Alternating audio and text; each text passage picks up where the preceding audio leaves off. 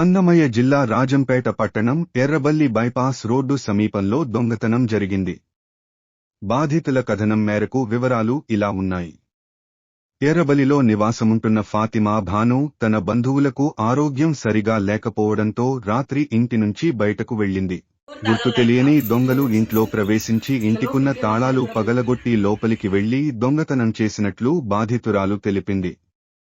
ఇంట్లో ఉన్న 100 గ్రాముల బంగారు మరియు 1,70,000 నగదును దొంగలు దోచుకెళ్లినట్లు ఆమె పేర్కొంది. క్లూస్ టీం సంఘటనా స్థలానికి చేరుకుని పరిసరాలను పరిశీలించింది.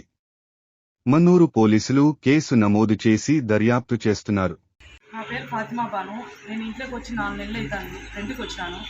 ఈ మధ్యనే వచ్చినాను. నేను నైట్ 10 గంటల దాకా ఇక్కడే ఉన్నాను, ఇంట్లోనే, హౌస్లోనే. తర్వాత నేను మా జేజీకి హెల్త్ బాగాలేదంటే హాస్పిటల్లో ఉన్నదంటే వెళ్ళాలని వెళ్ళాను. తర్వాత నేను పొద్దున్న 6 కల్లా పాపని ఇంటి దగ్గరికి పంపించినాను. బయట మెయిన్ డోర్ మాత్రం తీయలేదు. లోపల మెయిన్ డోర్ మాత్రం అంతా పగలగొట్టేసినారు.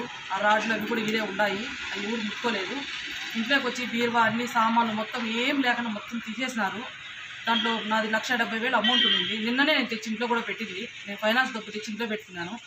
తర్వాత పిల్లలకి వస్తువులు, కమ్మలు, బ్యాచ్లెట్, అవి 10 తులాల పైన బంగారం ఉంది. నా కాలు పట్టీలు ఉన్నాయి. ఏటీఎం కార్డు కూడా మొత్తం అన్ని పర్సు పడేసిపోయినారు.